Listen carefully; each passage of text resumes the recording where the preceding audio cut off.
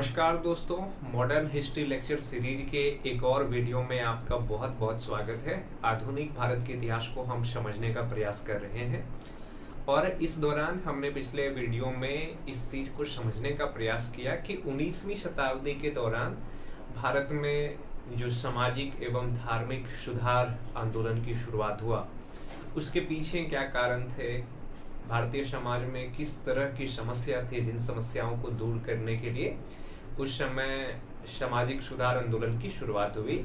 और सामाजिक सुधार आंदोलन शुरू होने के पीछे बहुत सारे कारण थे। उन सब कारणों को हमने समझने का प्रयास किया।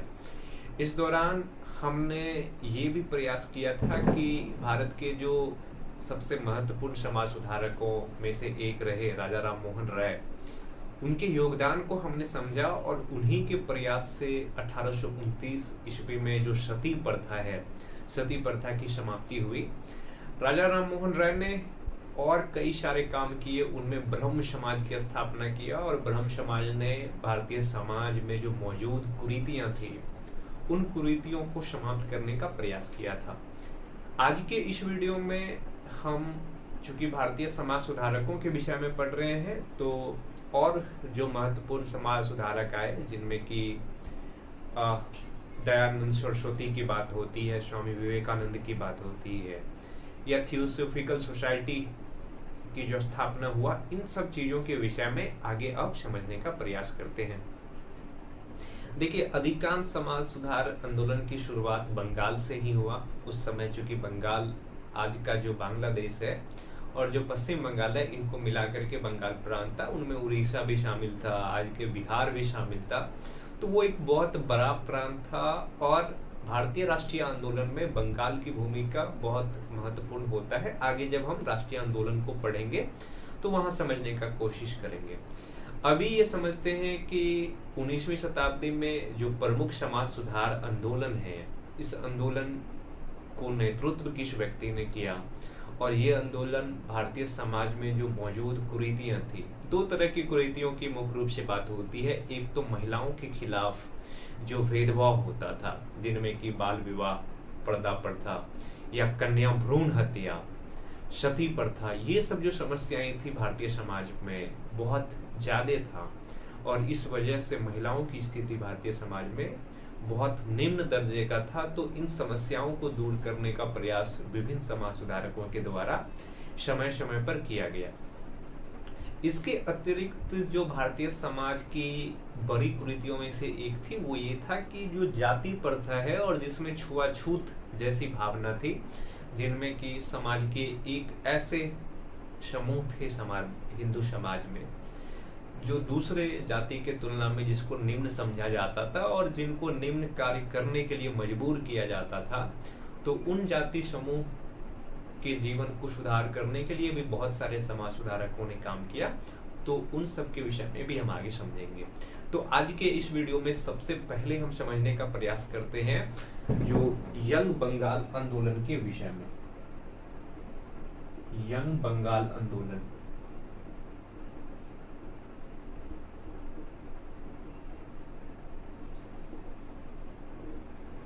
जैसे नाम से ही स्पष्ट है, तो ये बंगाल के क्षेत्र में हुआ था। उस समय के बंगाल प्रांत जो था, वहां से शुरुआत हुआ था। ये आंदोलन जो है एक भारतीय के द्वारा शुरू किया गया था, हालांकि वो एंग्लो इंडियन थे। उसका नाम था Henry Vivian Derozio. Henry Vivian Derozio, बहुत ही छोटा इनका जीवन काल रहा था और इस जीवन काल में इन्होंने ये आंदोलन चलाया था। 1809 से लेकर के 1833 ईस्वी तक इनका जीवन काल था और इस जीवन काल में इन्होंने क्या किया था कि यंग बंगाल आंदोलन की शुरुआत किया था। अगर हम इसका बात करें हेनरी विवियन डेरोजियो के, तो इन्होंने ये हिंदू कॉलेज के प्राध्यापक थे। बंगाल में जो हिंदू कॉलेज था, हिंदू कॉलेज के ये प्राध्यापक थे, शिक्षक थे, हिंदू कॉलेज के प्राध्यापक।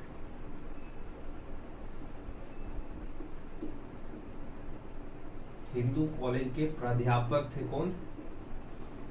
हेनरी विवियन डेरोजियो, प्राध्यापक थे ये 1826 से लेकर के 1833 ईस्वी के बीच।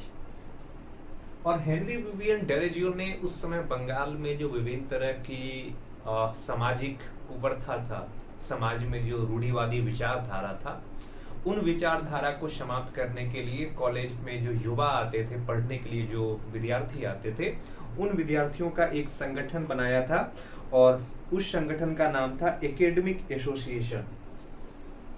Academic association, academic association, association. उन्होंने एक संगठन बनाया युवाओं का, और इसकी स्थापना उन्होंने क्या किया था, युवाओं का समूह था।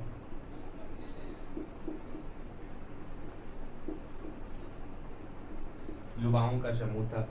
और इस एसोसिएशन में उस समय बंगाल में जो समस्याएं थी, उन समस्याओं पर तो चर्चा होता ही था, साथ ही हर चीजों को धर्म के चश्मे से अलग हट करके देखा जा रहा था, विज्ञान एवं तर्क के आधार पर देखा जा रहा था। पश्चिम में जो ज्ञान की खोज हो रहा था, या पश्चिम में जो नए नए विचार आ रहा था, उन विचारों के आधार पर हर चीजों को, हर सामाजिक बंधनों को, हर समस्याओं को देखने का प्रयास कर रहा था। तो हेनरी विवियन डेरोजियो का ये महत्वपूर्ण काम था। इन्होंने इस तरह की चीजों की स्थापना किया था। कब? एकेडमिक एसोसिएशन का। और इसमें जो युवा वर्ग थे बंगाल के, विद्यार्थी खास करके, उनका एक समूह था। और ये समूह न केवल समाज की जो समस्याएं हैं उन समस्या पे बात करता था, इसके अतिरिक्त हर चीज को तर्क के आधार पर देखना शुरू किया था, विज्ञान के आधार पर सोचना समझना शुरू किया था। और इस तरह से बंगाल में एक समाज सुधार आंदोलन की शुरुआत होती है। अगर हम हेनरी विवियन डेरोजियो की बात करें तो ये मतलब थे भारतीय ही, इनको नागरिकता भारतीय ही था, पर ये एंग्लो इंडियन थे। हेनरी विवियन डेरोजियो जो है ये प्रथम आधुनिक राष्ट्रवादी कवि भी माना जाता था। ये कवि भी थे, प्रथम आधुनिक राष्ट्रवादी कवि।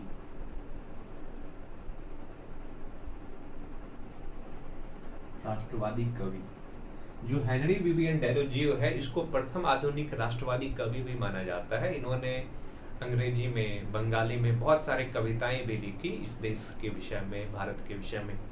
जो हेनरी विवियन डेरोजियो है, इन्होंने एक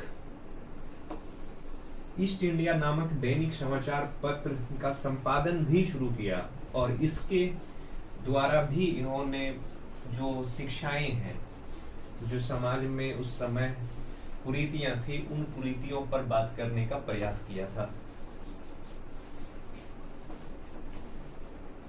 तो इन्होंने क्या किया कि ईस्ट इंडिया नामक दैनिक समाचार पत्र का संपादन करने का काम किया। कौन? Henry Vivian Derozio. East India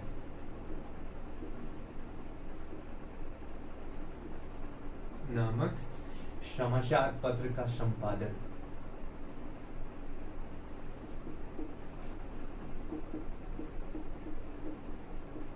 समाचार पत्र का संपादन कार्य भी हेनरी विवियन डेरोजियो ने किया।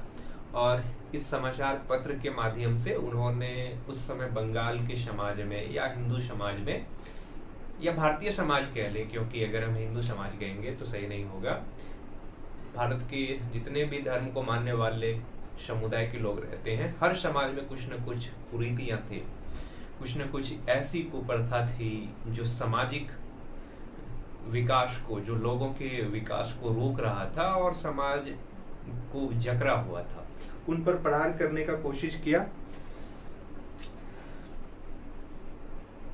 जो हेनरी विवियन डेरोजियो के विद्यार्थी थे वो सब आधुनिक सोच के विद्यार्थी हो गए। वो क्या सही है क्या गलत है, इन पर चर्चा करना शुरू किया। और सभी ने बंगाल के समाज में आधुनिकता लाने का प्रयास किया। उन्होंने धार्मिक अनुष्ठानों को, जो धर्म के अंदर रूढ़िवादी परंपराएं हैं, जो अंधविश्वास की चीजें हैं, या जो स्त्रियों को लेकर के धार्मिक मान्यता थी, उन सारे मान्यताओं पर चोट करना शुरू किया, प्रहार करना शुरू किया। पर एक चीज ये देखने को मिला कि जो ये विद्यार्थी थे या युवा थे, जो हेनरी विवियन डेरोजियो के विचार से बहुत ज्यादा प्रभावित थे, जिनको डेरोजियन कहा जाता था। जो लोग डेरोजियो के विचार से प्रभावित होते थे उनको डेरोजियन कहा गया। और ये डेरोजियन आधुनिकता के नाम पर क्या हो गया कि गोमांस का भक्षण करना, शराब सेवन करना या इस तरह की वाइन कंज्यूम करना, इस तरह की चीजें जब करने लगा तो समाज की एक बड़ी जो कट्टरवादी तबका थे हिंदू समाज के, वो उनके खिलाफ हो गए। और अंततः क्या किया गया कि हेनरी विवियन डेरोजियो को उनके कॉलेज से निकाल दिया गया। उनको वो जो कॉलेज में प्राध्यापक के काम करते थे, प्रोफेसर थे, वहां से उनको निकाल दिया गया। और दुर्भाग्य से हेनरी विवियन डेरोजियो का मृत्यु मात्र 24 वर्ष की उम्र में 1833 में हो जाता है। पर डेरोजियो का विचार का प्रभाव ये हो गया कि अब बंगाल में लोग जाग चुके थे। लोग इस तरह की सोच, जो पुरानी सोच था जिसमें कि स्त्रियों की शिक्षा को लेकर के बाधा बन रहा था या स्त्री पर विभिन्न तरह की पाबंदी लगाया गया था, उस तरह की सोच से लोग बाहर निकलना शुरू किया। और कहीं न कहीं हेनरी विवियन डेरोजियो की विचारधारा का ही प्रभाव ये रहा कि बाद के वर्षों में बंगाल में कई तरह की सुधार आंदोलन शुरू हुआ। और उन सुधार आंदोलन में युवाओं का योगदान बहुत खास था, क्योंकि युवा अब समझ चुके थे कि क्या सही है क्या गलत है। और युवाओं पर जो पश्चिम के विचार है, पश्चिम की जो उस समय दार्शनिक विचार थे, पश्चिम में जो वैज्ञानिक खोज हो रहे थे, उन सब खोजों का प्रभाव ठीक ठाक पड़ना शुरू हो गया था। इस तरह से हेनरी विवियन डेरोजियो ने अपना योगदान दिया यंग बंगाल आंदोलन में, क्योंकि उनके जो विचारधारा के मानने वाले ज्यादातर लोग थे वो युवा थे। बंगाल के विद्यार्थी वर्ग जो कॉलेज जाते थे, उन कॉलेजों में चर्चा करना शुरू किया, एक एसोसिएशन बनाते थे। उन एसोसिएशन में हर तरह की चीजों पर एक डिबेट होता था, एक डिस्कशन होता था। इसलिए हेनरी विवियन डेरोजियो के द्वारा जो आंदोलन चलाया गया उसको यंग बंगाल आंदोलन कहा जाता है, यंग बंगाल मूवमेंट के रूप में जाना जाता है। अब जो हमारा अगला समाज सुधार आंदोलन में जो योगदान देने वाली संस्था है वो है प्रार्थना समाज। हम प्रार्थना समाज के विषय में अब समझने का प्रयास करते हैं कि प्रार्थना समाज ने आखिर उस समय के जो सामाजिक समस्या थी, समाज के अंदर जो कुप्रथा था, उनको समाप्त करने की कोशिश किस तरह से करता है और प्रार्थना समाज का योगदान कितना बड़ा रहा समाज सुधार आंदोलन को लेकर के। तो आइए अब समझते हैं प्रार्थना समाज के विषय में। प्रार्थना समाज, प्रार्थना समाज भी बंगाल, अगर इसके हम संस्थापक की बात करें तो आत्माराम पंडुरंग के द्वारा किया गया। संस्थापक जो प्रार्थना समाज थे, इसका संस्थापक थे आत्माराम पंडुरंग। और देखिए, ये जो आत्माराम पंडुरंग थे, ये केशव चंद्र सेन के विचारों से बहुत ज्यादा प्रभावित था। केशव चंद्र सेन के विषय में जब हम ब्रह्म समाज के विषय में पढ़ रहे थे तो वहां समझा था कि केशव चंद्र सेन ब्रह्म समाज को बहुत आगे तक ले गया था, पर कई समस्याएं भी उनको उत्पन्न हुआ जब देवेंद्रनाथ टैगोर से उनकी विचारधारा को लेकर के विवाद शुरू हुआ। तो अंत में उन्होंने ब्रह्म समाज से अलग होकर के ब्रह्म समाज के अंदर ही एक शाखा का निर्माण किया था। तो ये जो केशव चंद्र सेन है, केशव चंद्र सेन के प्रभाव से ही आत्माराम पंडुरंग ने क्या किया कि प्रार्थना समाज की स्थापना किया। और बाद में इसमें जो गोविंद रनाडे भी शामिल हुए और उसके बाद आरजी भंडारकर भी शामिल हुए। अगर हम इसका उद्देश्य को समझे कि इसका उद्देश्य क्या था, मुख्य उद्देश्य क्या था प्रार्थना समाज का, तो इसका मुख्य उद्देश्य था हिंदू समाज में सुधार लाना। हिंदू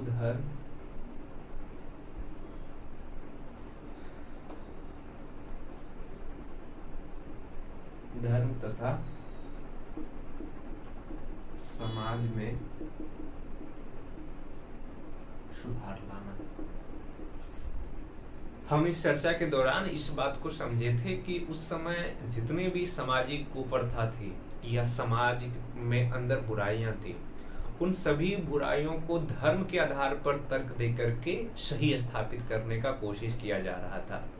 पर बहुत सारे सामाजिक सुधार ने इस चीज को बदलने के लिए कि धर्म के अंदर जो सही चीज था, क्योंकि बहुत सारे ऐसी रूढ़िवादी विचार या रूढ़िवादी परंपरा समय के साथ धर्म में जुड़ता गया जो धर्म के मूल स्वरूप में नहीं था, ओरिजिनल फॉर्म में नहीं था, और उस चीज को लेकर के बहुत तरह की सामाजिक कुप्रथाएं चल रही थी। जैसे सती प्रथा को लेकर के ही अगर हम समझे तो सती प्रथा हिंदू धर्म का हिस्सा नहीं था, पर प्रचलन में आ गया, और प्रचलन में आने की वजह से उनको धर्म के आधार पर जस्टिफाई किया जा रहा था, उनको सही ठहराया जा रहा था।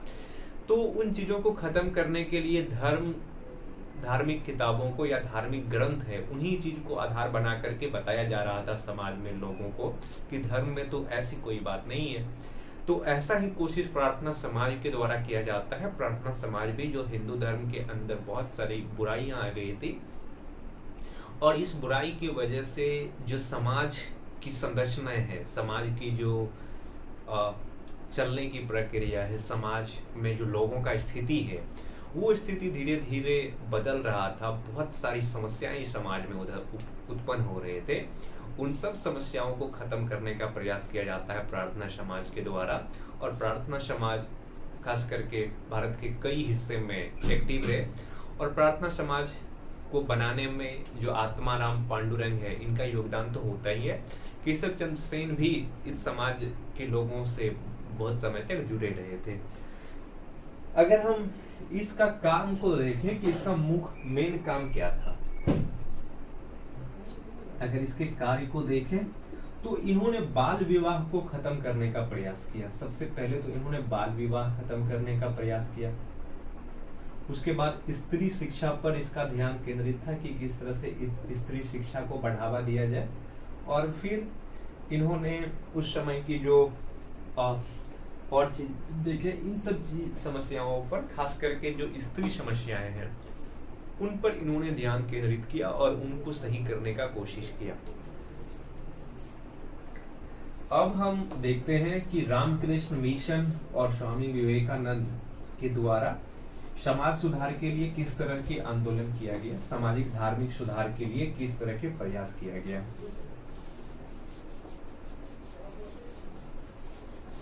तो हमारा जो अगला टॉपिक है वो ये है कि रामकृष्ण मिशन जो रामकृष्ण परमहंस है उसके नाम पर इस मिशन की स्थापना किया गया था। उनके जो सबसे अच्छे शिष्य में से एक थे स्वामी विवेकानंद, उसके द्वारा किया गया था। और इस संस्था ने भी सामाजिक सोच को बदलने का तो प्रयास किया ही, साथ ही समाज के अंदर जो धार्मिक अंधविश्वास था या धर्म के नाम पर जो बहुत सारी सामाजिक बुराइयां मौजूद थी भारतीय समाज में, उन चीजों को खत्म करने का प्रयास किया। तो हम समझेंगे कि रामकृष्ण मिशन किस तरह से काम किया और स्वामी विवेकानंद का योगदान किस तरह का रहा भारतीय समाज सुधार में। तो सबसे पहले हम समझते हैं रामकृष्ण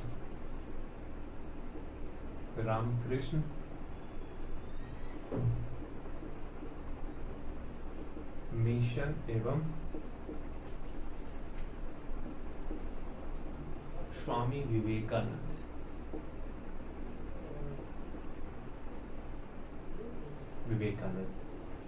देखिए, ये जो रामकृष्ण मिशन है, अगर हम रामकृष्ण की बात कर रहे हैं तो ये रामकृष्ण परमहंस की बात होती है। परमहंस, और ये रामकृष्ण परमहंस थे कौन? 1836 से लेकर के 1886। 1836 में इसका जन्म हुआ था और 1886 में रामकृष्ण परमहंस का मृत्यु होता है। अगर हम रामकृष्ण परमहंस की बात करें तो इसका प्रारंभिक नाम था गदोधर भट्टाचार्य। प्रारंभिक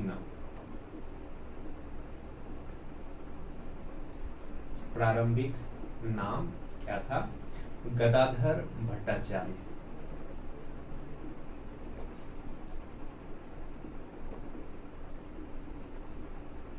गदाधर भट्टाचार्य इसका प्रारंभिक नाम था रामकृष्ण परमहंस का।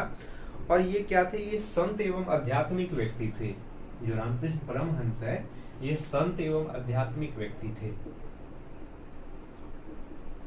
संत एवं आध्यात्मिक व्यक्ति, संत एवं अध्यात्म से जुड़े हुए ये व्यक्ति थे रामकृष्ण परमहंस। और इसका मूल नाम था गदाधर भट्टाचार्य और बंगाल में उस समय ये थे। और ये दक्षिणेश्वरी काली मंदिर के पुजारी थे। बंगाल में जो प्रसिद्ध काली जी के मंदिर है जिसको दक्षिणेश्वरी काली मंदिर कहते हैं, उसका ये पुजारी थे। दक्षिणेश्वर काली मंदिर, काली मंदिर के पुजारी। जो बंगाल के सबसे महत्वपूर्ण मंदिर में से एक जो काली मंदिर है उसका ये पुजारी थे रामकृष्ण परमहंस, दक्षिणेश्वर काली मंदिर के। और ये एकेश्वरवाद के बहुत बड़े समर्थक थे। एकेश्वरवाद के समर्थक एवं विभिन्न धर्मों के जानकार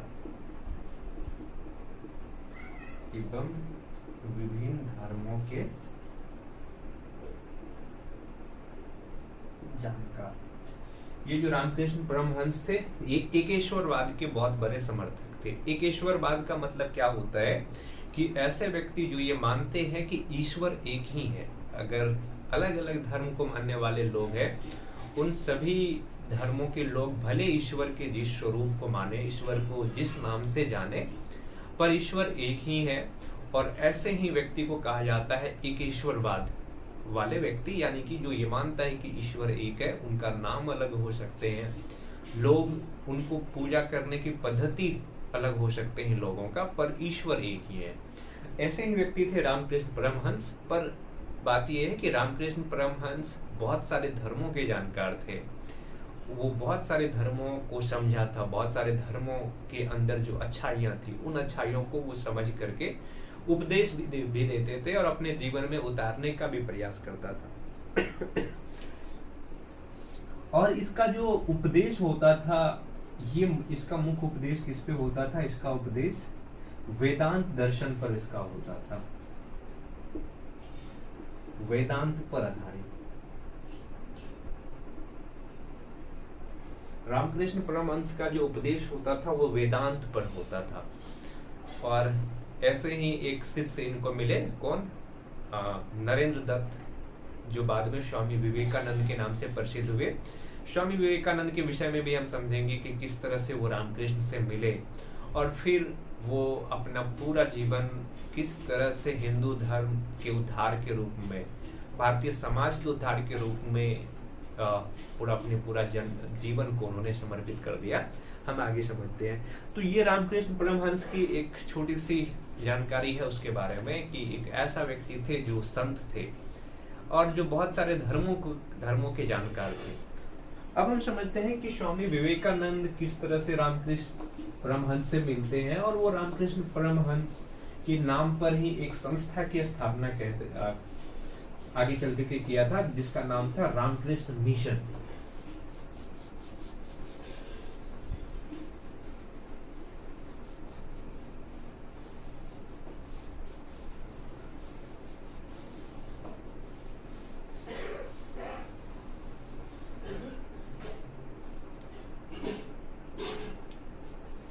स्वामी विवेकानंद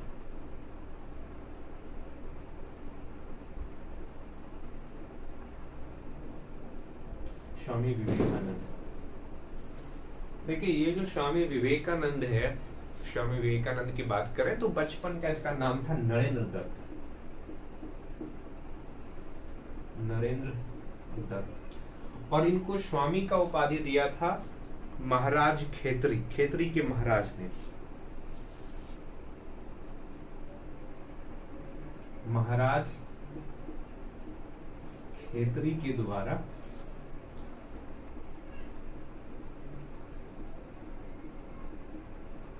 स्वामी का उपाधि दिया गया।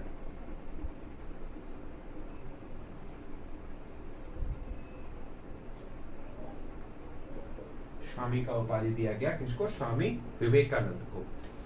और स्वामी विवेकानंद की बात करें तो इन्होंने स्नातक किया था कोलकाता विश्वविद्यालय से।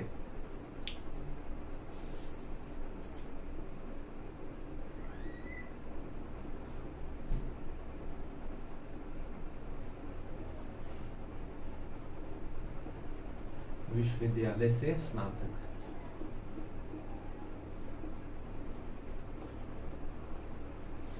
और स्नातक करने के बाद ये भी अध्यात्म की खोज में बहुत सारे संत महात्मा के पास पहुंचे, पर इसकी जो आध्यात्मिक इच्छाएं थी, इसके अंदर जो अध्यात्म को लेकर के एक जिज्ञासा था, वो जिज्ञासा किसी के पास पहुंच करके पूरा नहीं हुआ। अंत में जब स्वामी विवेकानंद रामकृष्ण परमहंस से मिले तो उन्होंने इसकी जिज्ञासा को शांत करने का कोशिश किया और फिर रामकृष्ण परमहंस के ये शिष्य बन गए और फिर भारतीय समाज के उद्धार के लिए, हिंदू धर्म के उद्धार के लिए इन्होंने बहुत सारे प्रयास किए। स्वामी विवेकानंद के बारे में जब हम इसकी बायोग्राफी पर वीडियो बनाएंगे, इसकी जीवनी पर वीडियो बनाएंगे, तो समझेंगे कि इनके जीवन की आधुनिक समय किस तरह से गुजरा। पर अभी हम एक ब्रीफ इसके इंट्रोडक्शन कर रहे हैं स्वामी विवेकानंद के बारे में। तो इसका जन्म हुआ था 1863 में और मृत्यु हो गया था 1902 में। यानी कि अगर हम देखें तो कुल मिलाकर के बहुत छोटा जीवन था स्वामी विवेकानंद का, लगभग 39 वर्ष का। और इस 39 वर्ष के जीवन में इन्होंने हिंदू धर्म को लेकर के, भारतीय समाज को लेकर के दुनिया को ये बताया कि भारतीय समाज, हिंदू धर्म कितना महान है।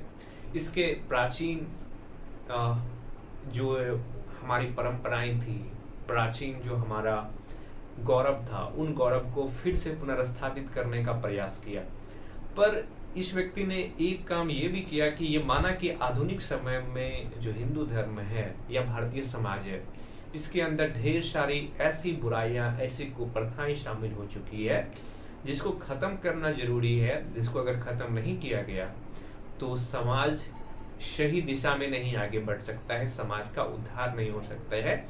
तो इन्होंने एक तरफ जहां हिंदू धर्मों की, भारतीय समाज की विशेषता दुनिया भर में बताया, वहीं दूसरी तरफ ये कोशिश भी किया कि हिंदू समाज में, भारतीय समाज में जो बुराइयां हैं, जो रूढ़िवादी परंपराएं स्थापित हो चुकी है, उस परंपराओं को भी किस तरह से खत्म किया जाए, इसके लिए भी इन्होंने प्रयास किया।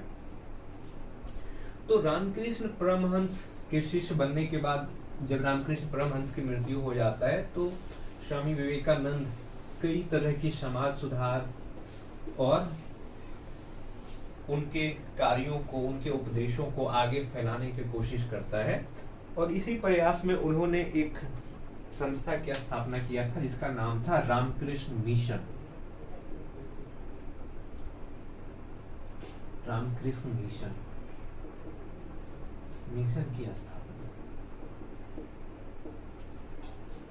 रामकृष्ण मिशन की स्थापना करते हैं। अगर इस संस्था के हम उद्देश्य को समझें कि इस संस्था का क्या उद्देश्य रहा स्थापित करने का, तो देखिए क्या होता था कि इस समय भारतीय समाज में, भारत में बहुत सारे ईसाई मिशनरी आते थे जो ईसाई धर्म के प्रचार प्रसार करने के लिए आते थे। लेकिन वो प्रचार प्रसार करने के साथ साथ लोक उपकार का भी काम करते थे। जैसे कि जो गरीब लोग हैं उनके लिए किस तरह से चिकित्सा सुविधा उपलब्ध कराया जाए, या किसी तरह की प्राकृतिक आपदा आ गया है तो इस आपदा में किस तरह से लोगों के जीवन बचाया जाए, लोगों की सेवा किया जाए। तो इसी तर्ज पर जो ईसाई मिशनरी की काम करने की ढंग थी, शैली थी, उसी ढंग पर एक संस्था की स्थापना किया जाता है स्वामी विवेकानंद के द्वारा, जिसका नाम होता है रामकृष्ण मिशन। और इस मिशन का भी मेन काम था, अगर हम इस संस्था की संरचना को देखें तो ईसाई मिशनरियों जैसी संस्था, इस संस्था का जो कार्य होता था, सबसे पहले तो इसकी संरचना की बात करें तो इसकी जो संरचना होता था, ईसाई मिशनरियों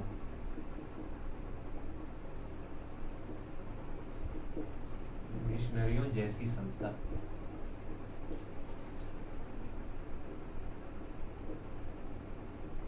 संस्था। और इस संस्था का क्या काम होता था?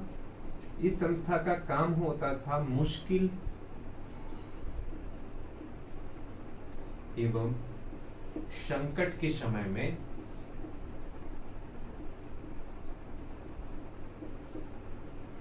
संकट के समय में लोगों को मदद देना, लोगों को चिकित्सीय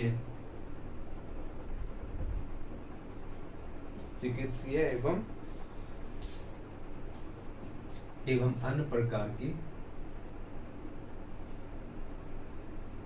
प्रकार की मदद देना। इस संस्था का मेन काम यही था कि जब भी मुश्किल समय हमारे समाज में आए तो एक ऐसी संस्था होनी चाहिए जहाँ पे बहुत सारे लोग वॉलंटियर के रूप में काम करें और वे स्वेच्छा से लोगों के जीवन बचाने में, लोगों की सेवा करने में अपना योगदान दे सके। तो ऐसे ही संस्था की स्थापना किया गया था स्वामी विवेकानंद के द्वारा और इसको नाम दिया गया रामकृष्ण मिशन। देखिए, अगर हम स्वामी विवेकानंद की विचारधारा को देखें कि उनकी जीवन की शैली क्या था, वो किस तरह के विचारों को ज्यादा प्रभावित किया, उसके विचार क्या थे, तो रामकृष्ण परमहंस स्वामी विवेकानंद ज्ञान और कर्म दोनों की बात करते थे। अगर इनकी विचारधारा की बात करें, विचारधारा तो ज्ञान एवं कर्म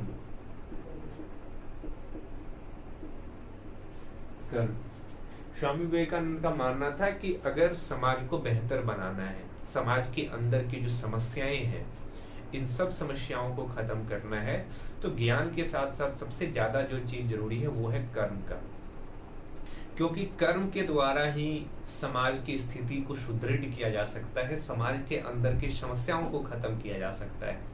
तो स्वामी विवेकानंद ज्ञान पर जोर देते थे, साथ में वो कर्म पर भी जोर देते थे और वो चाहते थे कि भारतीय समाज के, भारत के युवा इतना मजबूत बने कि वो समाज के लिए, अपने उन्नति के लिए, परिवार की उन्नति के लिए कर्म करे और इसके लिए वो शारीरिक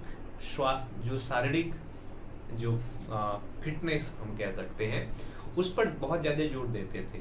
और उसका मानना था कि अगर हमको सुबह होते ही अगर हमको गीता पढ़ने के लिए कहा जाए या फिर फुटबॉल खेलने के लिए कहा जाए तो सबसे पहले हम फुटबॉल खेलना पसंद करेंगे, क्योंकि कोई व्यक्ति अगर शारीरिक रूप से सबल है, सक्षम है, तभी वो कोई दूसरे तरह के काम करने में सफल हो सकता है, सक्षम हो सकता है। अगर हम स्वामी विवेकानंद की विचारधारा को देखें तो इनकी व्यक्तित्व पर, अगर इसका व्यक्तित्व देखें कि स्वामी विवेकानंद का व्यक्तित्व किस तरह का था, तो स्वामी विवेकानंद के व्यक्तित्व पर भारतीय दर्शन एवं अध्यात्म का तो प्रभाव था ही,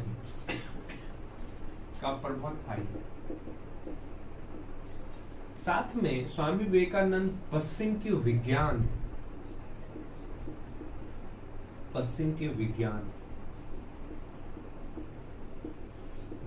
एवं आर्थिक उन्नति से भी बहुत ज्यादा प्रभावित थे।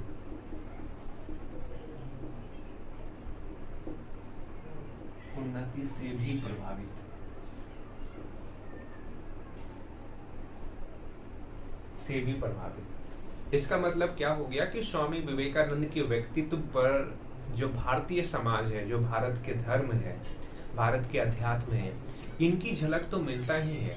साथ में वो पश्चिम के विज्ञान, उनके तर्क, वहाँ की आर्थिक उन्नति, इन चीज से भी प्रभावित था और वो मानते थे कि अगर समाज को बेहतर बनाना है तो समाज में ज्ञान के साथ साथ विज्ञान का समावेश करना भी जरूरी है और विज्ञान के समावेश से ही समाज की आर्थिक उन्नति होगी। समाज के अंदर जो गरीबी जैसी समस्याएं हैं, जो स्वास्थ्य से संबंधित समस्याएं हैं, इन सब समस्याओं को खत्म किया जा सकता है। तो स्वामी विवेकानंद पश्चिम की विज्ञान और आर्थिक उन्नति से बहुत ज्यादा प्रभावित थे, पर वो इसके अंधाधुंध उपयोग से भी परहेज करने की बात करते थे और वो मानते थे कि पूरब के जब तक धर्म, पूरब के अध्यात्म और पश्चिम के विज्ञान नहीं मिलेंगे तब तक धर्मों की कल्याण नहीं हो सकता है, तब तक मनुष्यों के जीवन बेहतर नहीं हो सकता है।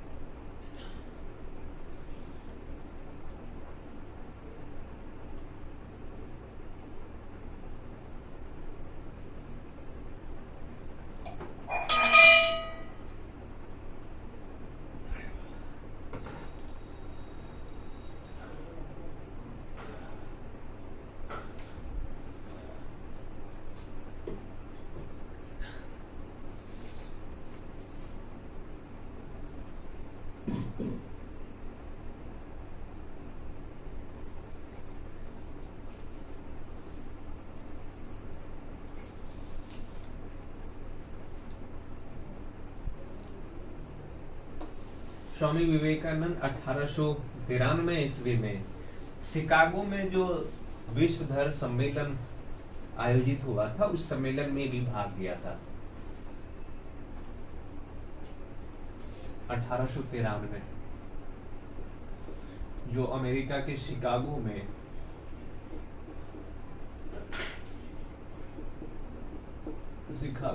प्रथम विश्व धर्म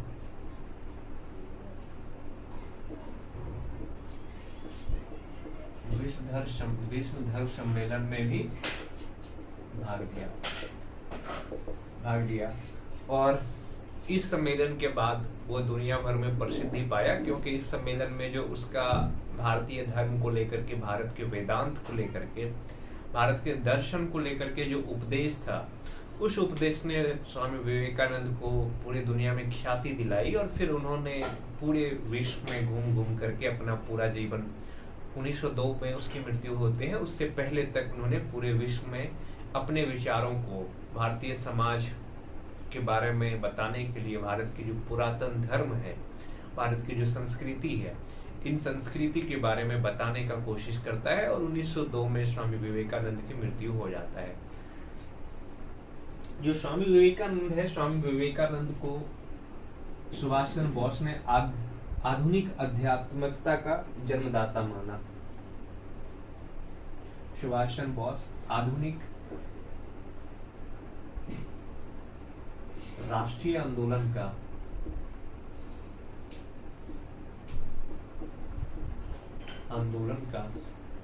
आधुनिक राष्ट्रीय आंदोलन का आध्यात्मिक पिता,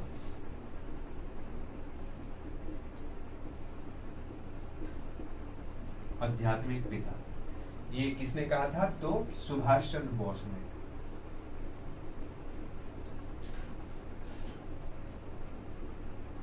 सुभाष चंद्र बोस ने कहा था किसके बारे में? स्वामी विवेकानंद के बारे में। तो स्वामी विवेकानंद के प्रयास से रामकृष्ण मिशन की स्थापना हुआ, और रामकृष्ण मिशन ने भारत के समाज में बहुत तरह के बदलाव करने का कोशिश किया। तो ये था कहानी रामकृष्ण मिशन और स्वामी विवेकानंद का, जिसने भारतीय समाज में, भारत के सामाजिक सुधार आंदोलन में अपना योगदान दिया। अब जो अगला संस्था है वो है थियोसॉफिकल सोसाइटी। हम समझने की कोशिश करते हैं कि थियोसॉफिकल सोसाइटी नाम की जो संस्था है, ये संस्था किस तरह से भारत के सामाजिक एवं धार्मिक सुधार आंदोलन में अपना योगदान देता है, किस तरह से ये संस्था काम करती है। थियोसॉफिकल सोसाइटी, थियोसॉफिकल सोसाइटी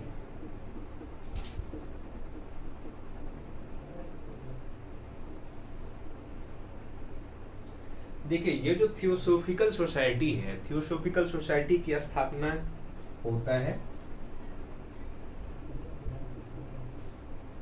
इसका स्थापना होता है कब? 1875 में।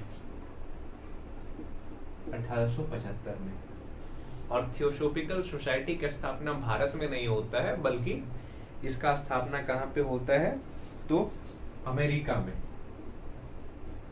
स्थान अमेरिका में।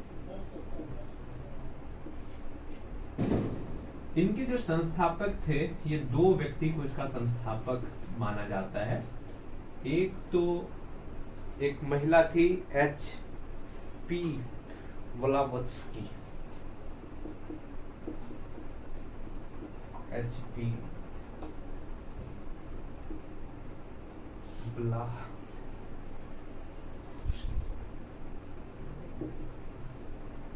ब्लावत्स्की, ये रूसी जर्मन महिला थी।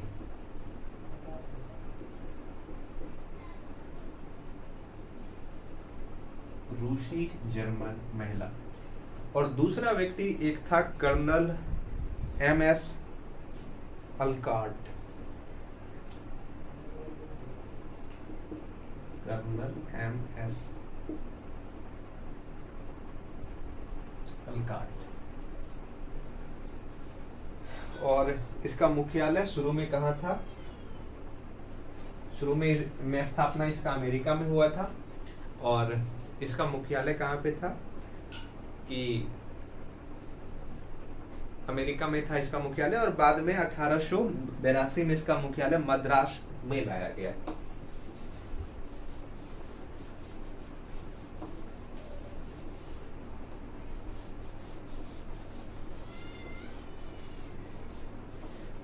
देखिए, ये जो थियोसॉफिकल सोसाइटी था, ये थियोसॉफिकल सोसाइटी किस तरह के विचारधारा से प्रभावित था, इस चीज को समझते हैं हम पहले, और इसका लक्ष्य को समझते हैं। लक्ष्य, जो थियोसॉफिकल सोसाइटी के लोग हैं, ये एशिया के सभी धर्मों को लेकर के बहुत ज्यादा उत्सुक था, उनके बारे में जानने को लेकर के, और इसके प्रति इनकी गहरी विश्वास था। भारत के जो प्राचीन हिंदू धर्म था, या सनातन धर्म हम जिसको कहते हैं, या दूसरे धर्म जो पारसी धर्म है, या अनेक तरह के धर्म है, उसको लेकर के ये बहुत ज्यादा प्रभावित था, और ये चाहते थे कि इस धर्म का पुनरुत्थान किया जाए। पश्चिम के विचारों को ये लोग भारतीय धर्म में या एशिया के जो धर्म है उस धर्म में संश्लेषित करने का प्रयास नहीं करते हैं, बल्कि उनकी मूल भावना को, उनके जो मुख्य लक्ष्य था, उन लक्ष्यों को समझने एवं उसको फिर से जीवित करने का प्रयास करता है थियोसॉफिकल सोसाइटी।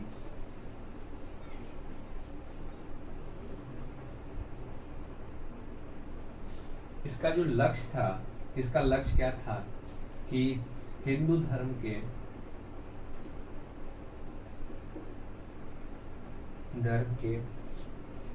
पुराने सिद्धांत, पुराने दर्शन एवं अध्यात्म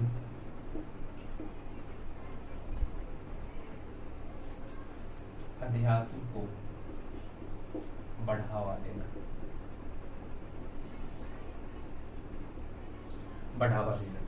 ये लोग भारत के जो प्राचीन हिंदू धर्म था उससे बहुत ज्यादा प्रभावित थे, और ये लोग इसीलिए काम कर रहे थे कि इस धर्म के अंदर जो अध्यात्म है, इस धर्म की जो दर्शन है, इस दर्शन को फिर से समझा जाए और फिर से लोगों तक पहुंचाया जाए और इसकी प्रचार प्रसार किया जाए। इसका मेन उद्देश्य था। और भारत में इस धर्म को बहुत ज्यादा प्रसार करने का या अपने विचारधारा को प्रचार प्रसार तब किया गया जब 1897 में एक आयरिश महिला आती है जिसका नाम है एनी बेसेंट। 1897 में एक आयरिश महिला आती है एनी बेसेंट।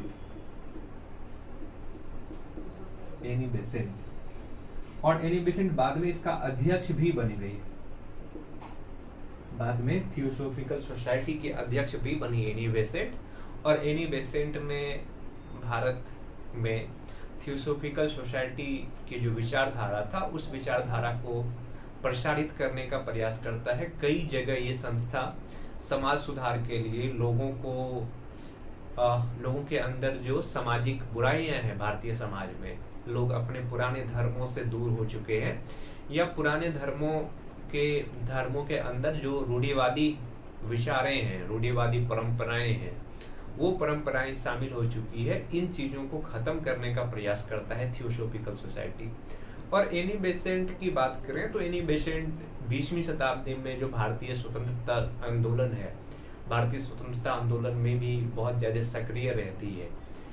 कांग्रेस की अध्यक्ष भी बनती है, कांग्रेस के अधिवेशन की अध्यक्षता भी करती है एनी बेसेंट। और जब भारत में होम रूल लीग की शुरुआत होती है तो होम रूल लीग आंदोलन की शुरुआत भी एनी बेसेंट के द्वारा किया गया था। तो एनी बेसेंट जब भारत अध्यक्ष बनकर के आती है थियोसॉफिकल सोसाइटी की, तो थियोसॉफिकल सोसाइटी अपने प्रयास से भारतीय समाज के उत्थान करने का प्रयास करते हैं। भारतीय समाज के अंदर जो बुराइयां हैं उन बुराइयों को खत्म करने का प्रयास करते हैं।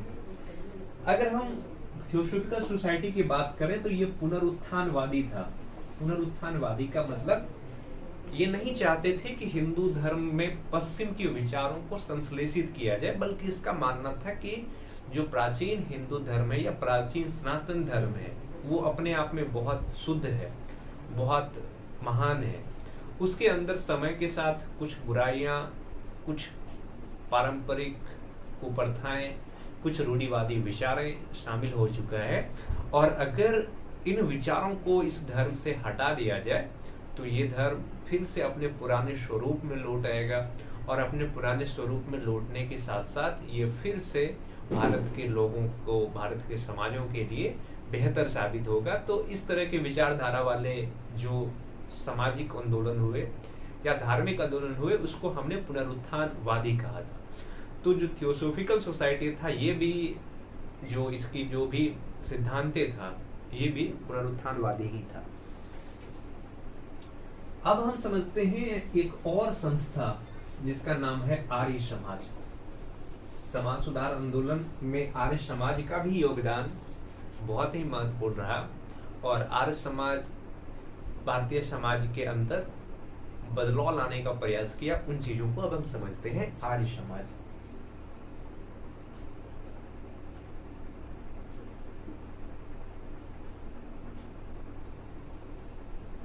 आर्य समाज, अगर हम आर्य समाज की बात करें तो इसका संस्थापक कौन था? दयानंद सरस्वती।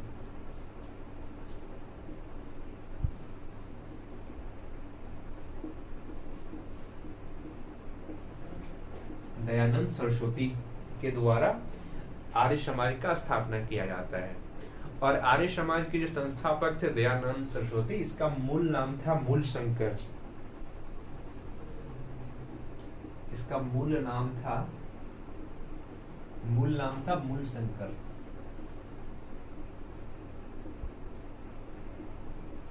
दयानंद सरस्वती का मूल नाम क्या था? मूलशंकर।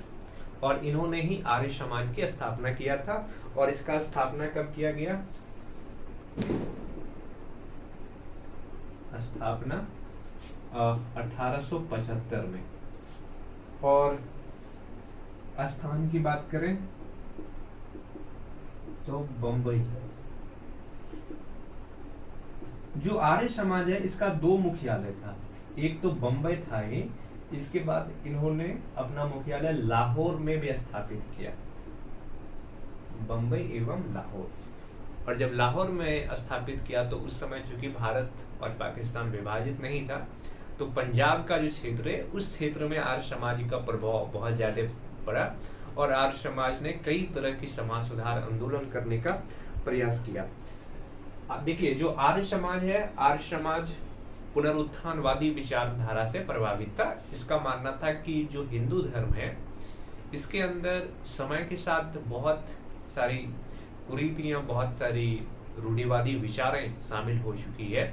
अगर हम इन विचारों को खत्म कर दें या समाप्त कर दें हिंदू समाज से, हिंदू धर्म से, तो जो हिंदू धर्म है ये फिर से अपने पुराने स्वरूप में लौट आएंगे और फिर ये बेहतर तरीके से समाज संचालन में, समाज निर्माण में काम करेगा। तो इस तरह की विचारधारा से ये आर्य समाज प्रभावित थे। और इन्होंने, जो दयानंद सरस्वती है और जो आर्य समाज है, इन्होंने वेद को सबसे महान ग्रंथ के रूप में समझा और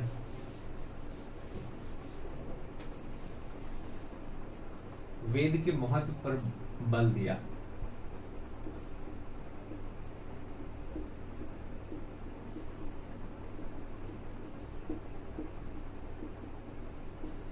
वेद के महत्व पर बल दिया। और दयानंद सरस्वती ने एक नारा भी दिया था, वेदों की ओर लौटो।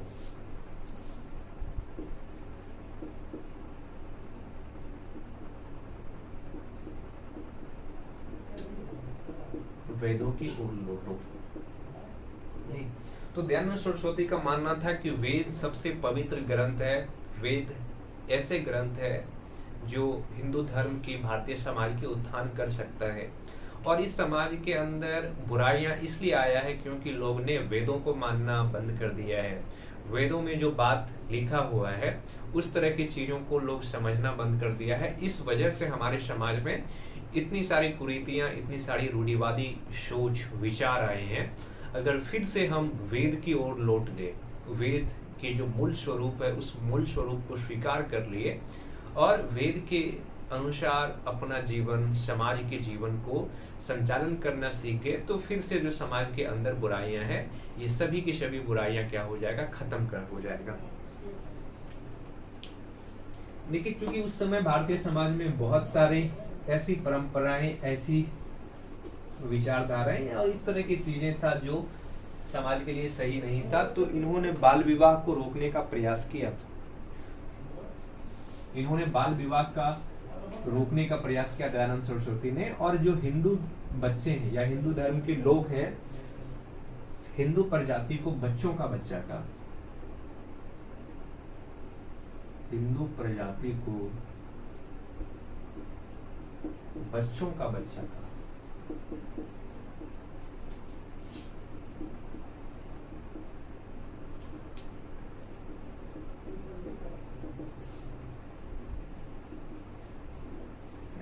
उस समय बाल विवाह इतना ज्यादा था कि स्वामी दयानंद सरस्वती को हिंदू प्रजाति को बच्चों का बच्चा कहना पड़ा, क्योंकि ये जो उम्र बचपन का होता है, जो उम्र खेलने कूदने का होता है, उस समय बाल विवाह के वजह से शादी हो जाता था। और शादी होने की वजह से जो छोटे छोटे लोग होते हैं, जिसका उम्र 15 साल 16 साल होता था, वो पेरेंट्स बन जाते थे, माता पिता बन जाते थे, मम्मी पापा बन जाते थे। इस वजह से दयानंद सरस्वती ने हिंदू प्रजाति के लोगों को बच्चों का बच्चा कहा। और इन्होंने जो बाल विवाह है, बाल विवाह को रोकने के लिए, बाल विवाह को रोकने के लिए इन्होंने बाल विवाह को समाप्त करने के लिए, खत्म करने के लिए जो शादी का उम्र है, जो शादी का उम्र है वो 25 वर्ष निर्धारित किया। किसके लिए? लड़का के लिए, और 16 वर्ष लड़कियों के लिए, लड़कियों के लिए। यानी कि आर्य समाज ने एक तरफ तो सामाजिक सुधार आंदोलन चलाया ही, दूसरी तरफ जो लोग आर्य समाज के हिस्सा बनते थे, सदस्य बनते थे, उन्होंने कोशिश किया कि लोगों के अंदर इतनी जागरूकता फैलाई जाए कि कम से कम जो लड़का का उम्र है शादी का वो 25 वर्ष हो और लड़की का उम्र कम से कम 16 वर्ष होना चाहिए। तो इस तरह से जो आर्य समाज है, भारतीय समाज के अंदर सबसे बड़ी बुराइयों में से एक बुराई, खास करके जिससे महिलाओं के जीवन बहुत ज्यादा प्रभावित होता था, बाल विवाह, उसको भी खत्म करने का प्रयास किया। जो दयानंद सरस्वती है या जो आर्य समाज है, इन्होंने जो है ये अंतरजातीय विवाह एवं विधवा पुनर्विवाह पर भी बल दिया। इन्होंने अंतरजातीय विवाह,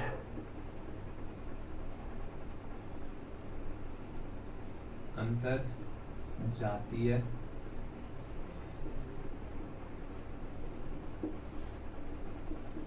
जातीय विवाह एवं विधवा पुनर्विवाह,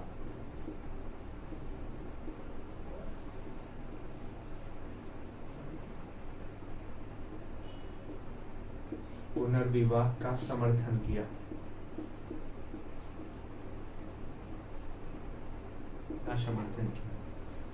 तो अंतरजातीय विवाह के समर्थन करने से ये कोशिश किया गया कि भारतीय समाज में जो जाति को लेकर के ऊंच नीच की भावनाएं हैं, जाति को लेकर के जो भारतीय समाज के अंदर बुराइयां हैं, ये बुराइयां भी खत्म हो। और इन्होंने ये कोशिश भी किया कि विधवा पुनर्विवाह की प्रथाएं की शुरुआत किया जाए। जो विधवा पुनर्विवाह है, विडो रीमैरिज है, उनकी भी शुरुआत हो, ताकि समाज में विधवाओं को फिर से एक उचित सम्मान मिल सके। उनके जीवन में उनके पति के मृत्यु के बाद जो मुश्किलें आती है, जो समस्याएं आती है, एक तो या तो उसको सती किया जाता था, तो सती प्रथा तो 1829 में विलियम बेंटिक ने राजा राम मोहन राय के साथ मिलकर के खत्म कर दिया था कानूनी रूप से। पर विधवा पुनर्विवाह अगर हो जाता तो इससे विधवा को फिर से सम्मानीय जीवन जीने का मौका मिलता, तो इसका भी कोशिश किया गया। राजा राम मोहन राय के प्रयास से विधवा पुनर्विवाह को भले ही खत्म किया गया था, पर जो गांव है, जो समाज है, उनमें इस समय तक भी वो परंपराएं माना जाता था। तो दयानंद सरस्वती ने इस तरह की समस्याओं से निकलने का प्रयास किया। दयानंद सरस्वती या आर्य समाज से जुड़ा हुआ जो एक आंदोलन है, उसको कहते हैं शुद्धि आंदोलन। ये समाज ने क्या किया कि शुद्धि आंदोलन की शुरुआत किया।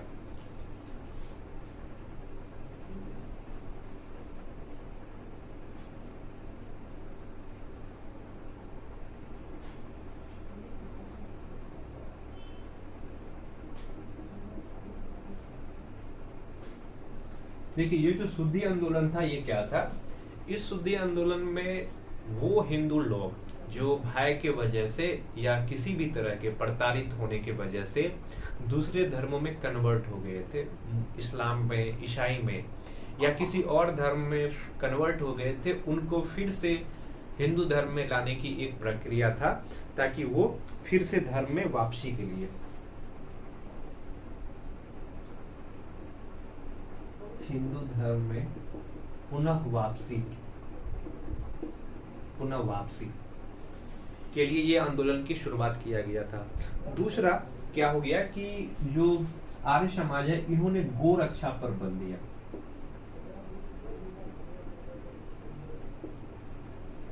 गो रक्षा पर बल दिया, इसके वजह से आर्य समाज में बहुत सारे युवाओं का एक संगठन तैयार होता था और ये जहाँ भी गो हत्या की जाती थी या इस तरह की चीजें होता था उसको रोकने का प्रयास किया।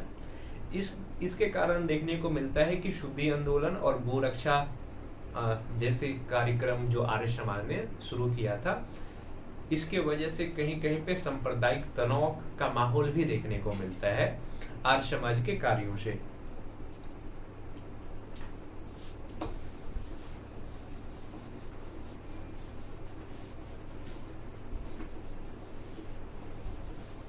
जो दयानंद सरस्वती है, दयानंद सरस्वती की बात करें तो इन्होंने जाति प्रथा का विरोध किया, जाति विभाजन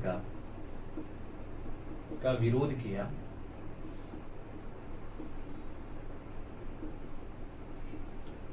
किया। पर इस चीज पर इन्होंने बल दिया कि वर्ण के आधार पर समाज का व्यवस्था सही है, वर्ण आधारित विभाजन सही है। देखिए जो आर्य समाज के लोग हैं या आर्य समाज की जो संस्था थी उन्होंने जाति प्रथा का विरोध किया। जाति प्रथा का मतलब कि जाति के आधार पर लोगों को जो बांटा गया था, कुछ लोग निम्न जाति के थे, कुछ उच्च जाति के थे, और जाति के आधार पर जो भेदभाव होता था, इन चीजों को इन्होंने खत्म करने का प्रयास किया और इन चीजों को इन्होंने मान्यता नहीं दिया। पर आर्य समाज दूसरे तरफ जो वर्ण आधारित व्यवस्था है उसको समर्थन दिया और उसको उन्होंने प्रयास किया कि ये व्यवस्था रहनी चाहिए, क्योंकि वर्ण आधारित सामाजिक व्यवस्था में लोगों को जाति के आधार पर नहीं बांटा जाता है बल्कि उसके कार्य के आधार पर बांटा जाता है कि लोग किस तरह की काम करते हैं, उसको उस वर्ण में बांटा गया।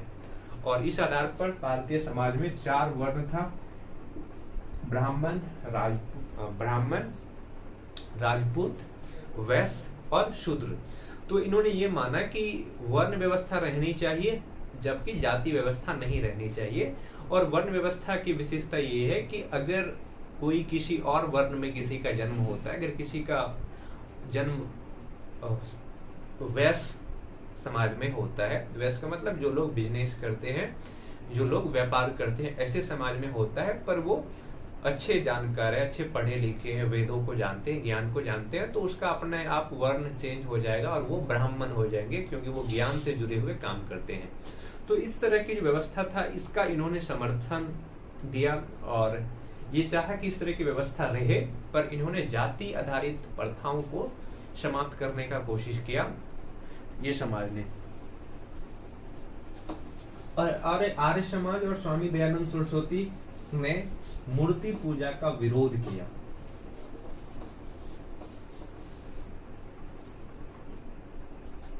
(1863) ईस्वी में इन्होंने क्या किया कि एक संस्था की स्थापना किया जिसको कहा गया कौन सा, पाखंड खंडनी पताका। पाखंड खंडनी पताका।